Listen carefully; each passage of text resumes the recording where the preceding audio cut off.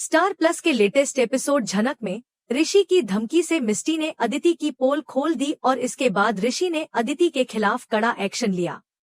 यह घटनाएं star plus के शो झनक की दुनिया के लिए एक बड़ा मोड़ साबित हो सकती हैं।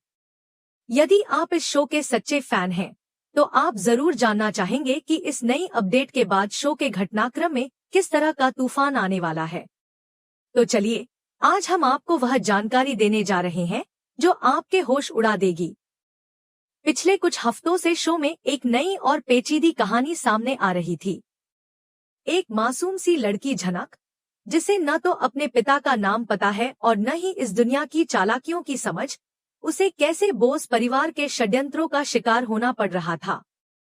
लेकिन इसके पीछे किसी और का हाथ था। अदिति, अनिरुद्ध बोस की बेटी और ऋषि की पत्नी। अदिति की यह कहानी एक बार फिर दिखाती है कि कभी न कभी पाप का अंत जरूर होता है और हर रावण का अंत करने के लिए राम जरूर आता है। झनक के लिए वह राम बनकर खड़ा है, ऋषि। ऋषि, जो अब तक अपने परिवार और कर्तव्य के बीच झूल रहा था, आज अपनी चुप्पी तोड़ने वाला है। जब शांत समंदर में तूफान आता है, तो वह सब कुछ बहा ले जाता है। ऋषि ने यह तय कर लिया है कि वह अब अदिति की झूठी कहानी का पर्दाफाश करेगा और पूरे परिवार के सामने उसे बेनकाब करेगा। यह सब आने वाले एपिसोड में होने वाला है, जब ऋषि ने अदिति के खिलाफ तलाक के पेपर्स फेंकने का निर्णय लिया है। यही नहीं, वह सभी को यह बता देगा कि वह अब इस झूठी और फरेबी औरत के साथ एक पल भी नहीं बिताएगा। अब सवाल यह है कि यह सब हुआ कैसे? आखिर ऋषि को सबूत कैसे मिले और वह क्या था जो उस बंद कमरे में हुआ था, जो सबको चौंका देने वाला था? इस पूरी साजिश की शुरुआत कहां से हुई और इस ड्रामे का मुख्य कारण क्या था? इस सब का खुलासा करने के लिए हमें कहानी के कुछ फ्लैशबैक और संदर्भों को समझना होगा। जनरेशन लीप के बाद शो की कहानी और भी जटिल हो गई है। अदिति, जो बाहरी तौर पर बहुत भोली नजर आती है, भीतर से अपनी मां अर्शी की परछाई है। उसे बचपन से ही सब कुछ मिला है, पिता का प्यार, पैसे की कोई कमी नहीं और परिवार में उसका रुतबा। उसे लगता है कि दुनिया की हर चीज पर सिर्फ उसका हक है। लेकिन फिर झनक की एंट्री होती है। झनक, जिसकी आंखों में वही सच्चाई है जो कभी उसकी मां यानी पुरानी झनक की आंखों में थी। ऋषि, जो एक पुलिस वाला है, वह झनक में सच्चाई देख सकता है। वह यह समझता है कि झनक का दिल सोने जैसा है। यह बात अदिति को पसंद नहीं आई। उसे बर्दाश्त नहीं हुआ कि उसका पति ऋषि किसी और लड़की की तरफ आकर्षित हो रहा है, और वह भी एक नौकरानी जैसी लड़की की। अदिति की यह जलन उसे अंधा कर देती है। उसे यह लगा कि अगर वह झनक को चोर साबित कर दे, तो ऋषि की नजरों में झनक गिर जाएगी। वह सोचने लगी कि अगर झनक की ईमा पर दाग लगा दिया, तो ऋषि उससे नफरत करने लगेगा। इसी सोच के तहत अदिति ने अपनी सहेली मिस्टी के साथ मिलकर एक साजिश रची, जिसे हम नेकलेस कांड कह सकते हैं। पिछले एपिसोड में अदिति ने कितनी सफाई से ड्रामा रचा, यह देखकर सब लोग चौंक गए थे। उसने कहा कि उसके हीरो का हार गायब हो गया है। उसकी एक्टिंग इतनी जबरदस्त थी कि एक पल के लिए हमें भी लगा कि शायद सच में चोरी हो गई हो। लेकिन हम जानते थे कि कुछ और ही चाल चल रही थी। अदिति ने जानबूझकर झनक को अपने कमरे में भेजा था ताकि उस पर इल्जाम लगाया जा सके, और फिर उसने वही कीमती हार झनक की अलमारी में छिपा दिया। और फिर शुरू हुआ वह तमाशा, जिसका मुख्य उद्देश्य सिर्फ और सिर्फ झनक की बेइज्जती करना था। अब हमें उस सीन का विश्लेषण करना चाहिए जिससे ऋषि का सब्र टूट गया। घर के हॉल में एक अदालत जैसी स्थिति बन गई थी। बोस परिवार के लोग, जिनको दूसरों को नीचा दिखाने में कुछ खास मजा आता था, वे सब झनक को घेर कर खड़े थे। बिपाशा चाची, जो हमेशा आग में घी डालने का काम करती है, ने तुरंत अपना फैसला सुना दिया। उनका कहना था, मैं तो पहले ही कहती थी कि ऐसे लोगों को घर में नहीं रखना चाहिए। खून गंदा है तो हरकतें भी गंदी ही होंगी। ये शब्द सिर्फ शब्द नहीं थे, बल्कि तीर थे जो सीधे झनक के दिल पर लगे थे।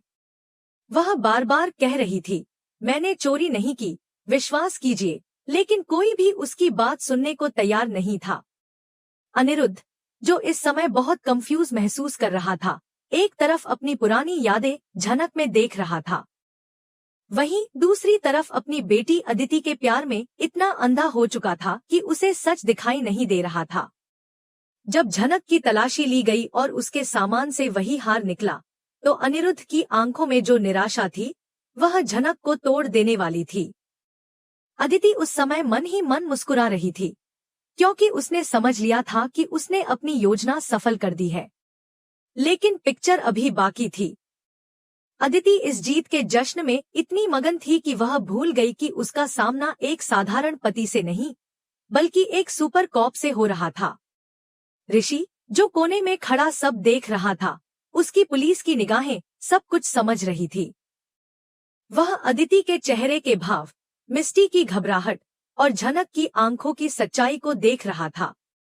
ऋषि ने चुपचाप अपने विचार समेटे और उसने तुरंत एक ठोस कदम उठाया। उसने चिल्लाकर हंगामा नहीं किया, बल्कि शांतिपूर्वक अपनी योजना पर काम किया, जो एक समझदार इंसान की निशानी होती है। हमारे सूत्रों के मुताबिक आने वाले एपिसोड में हम देखेंगे कि ऋषि एक गुप्त जांच शुरू करेगा। यहाँ 2 थ्योरीज सामने आ रही हैं, जो यह बताती हैं कि ऋषि को सबूत कैसे मिला। पहली थ्योरी यह है कि ऋषि ने पहले से अपने कमरे में या घर के कॉरिडोर में हिडन कैमरा लगा रखा था। शायद उसने पराशर को पकड़ने के लिए घर पर निगरानी रखनी शुरू की थी, लेकिन उस कैमरे में अदिति की काली करतूत रिकॉर्ड हो गई। फुटेज में साफ दिखेगा कि अदिति ने खुद वह हार उठाया और झनक के कमरे की तरफ चली गई। दूसरी थ्योरी यह हो सकती है कि ऋषि ने फिंगरप्रिंट टेस्ट किया। जब हार मिला तो ऋषि ने उसे रुमाल से पकड़ा और कहा कि अगर झनक ने इसे चुराया है तो इस पर उसके फिंगरप्रिंट्स होंगे, लेकिन अगर किसी और ने इसे वहां रखा है तो उसके निशान मिलेंगे। ऋषि ने अदिति की आंखों में देखा और कहा, अदिति, तुम तो कह रही थी कि हार सुबह से गायब है, तो इस पर तुम्हारे ताजा निशान कैसे हो सकते हैं? चाहे तरीका कोई भी हो, नतीजा एक ही था।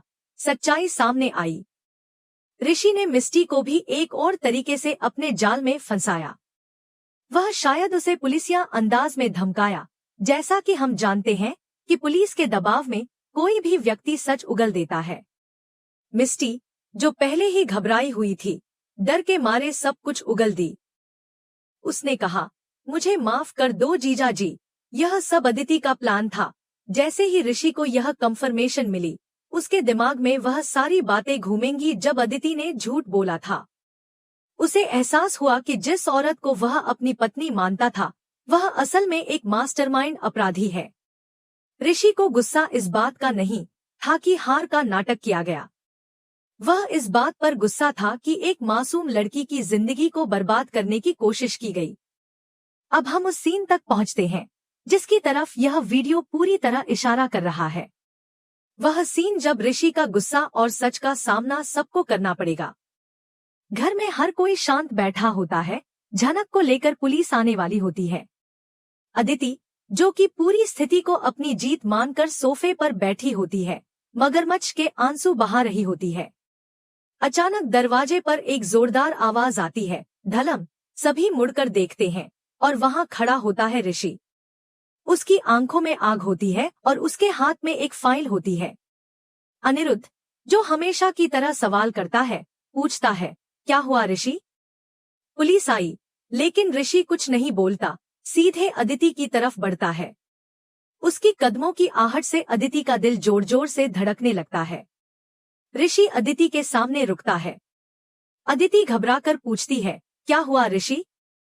तुम मुझे ऐसे क्यों देख रहे हो? और तभी ऋषि स्विश की आवाज के साथ वह फाइल और पेपर्स हवा में उछालता है, जो सीधे अदिति के चेहरे पर या पैरों में गिरते हैं। पूरा घर सन्न रह जाता है। अर्शी चिल्लाती है, ऋषि, यह क्या बदतमीजी है? लेकिन ऋषि की आवाज गूंजती है, यह बदतमीजी नहीं, यह इंसाफ है। उठाओ इन पेपर्स को। अदिति, पढ़ो क्या लिखा है इसमें। अदिति कांपते हाथों से पेपर्स उठाती है।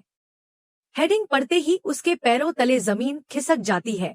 उस पर लिखा होता है, डिवोर्स नोटिस, यानी तलाक का नोटिस। अदिति हकलाती हुई कहती है, तलाक? ऋषि, तुम मजाक कर रहे हो ना? लेकिन ऋषि दहाड़ता है, मजाक तो तुमने किया है अदिति, इस परिवार के साथ, झनक के साथ और मेरे विश्वास के साथ।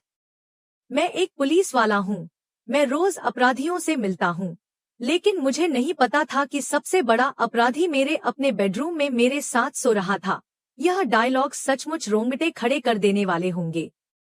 ऋषि सबके सामने वह सबूत यानी सीसीटीवी फुटेज और मिस्टी का बयान दिखा देगा। वह बताएगा कि कैसे अदिति ने चोरी की। अनिरुद्ध, जो अपनी बेटी पर इतना नाज करता था, अब अपनी बेटी की सच्चाई जानकर शर्म से पानी पानी हो जाएगा। उसकी बेटी चोर निकली, झूठी निकली। झनक, जो कोने में खड़ी थी और रो रही थी, वह भी हैरान होकर ऋषि को देखेगी। उसे यकीन नहीं होगा कि कोई उसकी खातिर अपनी शादी को दांव पर लगा रहा है। अब हम आते हैं उस अहम हिस्से पर जहां ऋषि एक भावनात्मक भाषण देता है। ऋषि का गुस्सा सिर्फ चिल्लाने तक सीमित नहीं रहेगा, बल्कि वह एक बहुत ही इमोशनल स्पीच भी देगा। वह कहेगा, अदिति, शादी सिर्फ रस्मों का नाम नहीं होती, शादी विश्वास का नाम है। तुमने आज सिर्फ एक हार नहीं चुराया, मेरा विश्वास चुराया है। तुमने एक ऐसी लड़की को जेल भेजने की कोशिश की जिसका कोई कसूर नहीं था। अगर मैं पुलिस वाला ना होता, अगर मैं समय पर न आता, तो एक बेगुनाह लड़की की पूरी जिंदगी जेल में सड़ जाती। क्या तुम्हें नींद आती है अदिति? क्या तुम आईने में खुद को देख पाती हो? फिर वह आगे कहेगा, मैं एक ऐसे इंसान के साथ एक छत के नीचे नहीं रह सकता जिसके दिल में इतना जहर भरा हो। मुझे ऐसी पत्नी नहीं चाहिए जो अपनी ही बहन यानी रिश्ते में दुश्मन हो। इसलिए हमारा रिश्ता आज इसी वक्त यहीं खत्म होता है। यह फैसला शो की दिशा को पूरी तरह बदल देगा। यह सिर्फ एक तलाक नहीं होगा, बल्कि अच्छाई और बुराई के बीच की लड़ाई का परिणाम होगा। ऋषि ने यह तय कर लिया है कि वह अब झनक का साथ देगा। अब हम एक ऐसे मोड़ पर पहुंचते हैं जहां सबकी नजरें अनिरुद्ध पर टिक जाती हैं। अनिरुद्ध का किरदार हमेशा से एक कंफ्यूज्ड व्यक्ति का रहा है, लेकिन अब उसे एक बड़ा फैसला लेना होगा। जब ऋषि सारे सबूत सामने रखेगा, तो अनिरुद्ध की हालत देखने लायक होगी। जिस बेटी को उसने अपनी पलकों पर बिठाया था, वही बेटी आज उसकी नजरों में गिर चुकी होगी। अनिरुद्ध को यह महसूस होगा कि उसकी बेटी ने न सिर्फ झूठ बोला, बल्कि उसने वही साजिशें की हैं, जैसी उसकी पत्नी अर्शी झनक के साथ करती थी। अनिरुद्ध के मन में पुराने दिन घूम जाएंगे जब अर्शी ने भी झनक के खिलाफ षड्यंत्र रचने की कोशिश की थी। वह गुस्से में अदिति की तरफ बढ़ेगा और शायद उसे थप्पड़ भी मार दे। वह चिल्लाएगा, अदिति, मैंने तुम्हें यह संस्कार दिए थे। तुमने बोस परिवार की नाक कटवा दी। तुमने अपनी जलन में इतना नीच काम किया। इसके बाद अनिरुद्ध के दिल में झनक के लिए ममता जागेगी और वह झनक से माफी मांगेगा। लेकिन सवाल यह है, क्या झनक उसे माफ कर पाएगी? अर्शी, जो हमेशा अपनी बेटी की मदद करने के लिए किसी भी हद तक जा सकती है, ऋषि पर इल्जाम लगाने की कोशिश करेगी। वह कहेगी, ऋषि, तुम मेरी बेटी को फंसा रहे हो, यह सब झनक का किया धरा है। उसने तुम्हें जादू टोना करके अपने वश में कर लिया है। लेकिन इस बार ऋषि अर्शी को करारा जवाब देगा। वह कहेगा, अर्शी, तुम्हारी बेटी ने अपराध किया है और यह कोई छोटी मोटी बात नहीं है।